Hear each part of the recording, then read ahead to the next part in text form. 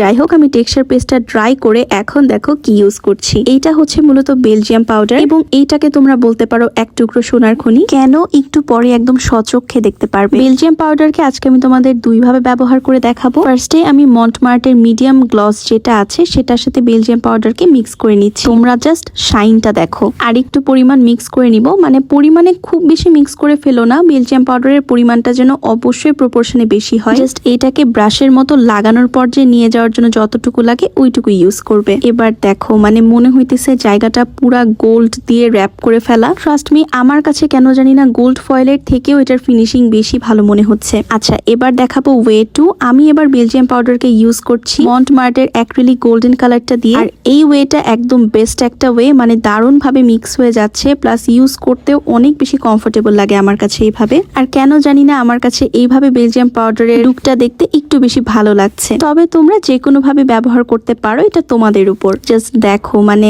কি যে ভাল লাগতেছে কি বলবো। এটা সামনাসামনি অনেক বেশি গ্লো করে। তোমাদেরকে মোটামুটি বোঝানোর জন্য আমি রিং লাইটটাকে একদম কাছাকাছি ধরে তোমাদের দেখাচ্ছি। দেখো, মনে হচ্ছে যে পুরোটাকে আমি গোল্ডেন পেপার দিয়ে র্যাপ করছি, বাট আসলে কিন্তু তা না, জাস্ট গোল্ডেন কালার আর বেলজিয়াম পাউডারের খেলা। এইভাবে আমি সবগুলো পাতাকে একদম কভার করে নিব। আর এই যে আমাদের পেইন্টিংটা রেডি হয়ে গেল। আমি জানি না তোমাদের কাছে এটা কেমন লেগেছে, বাট আমার কাছে কিন্তু এটা দারুণ লেগেছে। সামনাসামনি এটার গ্লেজটা যে এত বেশি সুন্দর। এই হলো আমার টেক্সচার সিরিজের প্রথম পেইন্টিং। আই হোপ সিরিজটা অনেক বেশি ইন্টারেস্টিং হবে। যাদের আমার আর্টগুলো ভালো লাগে এবং যারা টেক্সচার সিরিজটা কমপ্লিটলি দেখতে চাও, অবশ্যই আমার পেজে ফলো করতে ভুলো না। আর আজকের ভিডিওটা কেমন লাগলো আমাকে জানিও।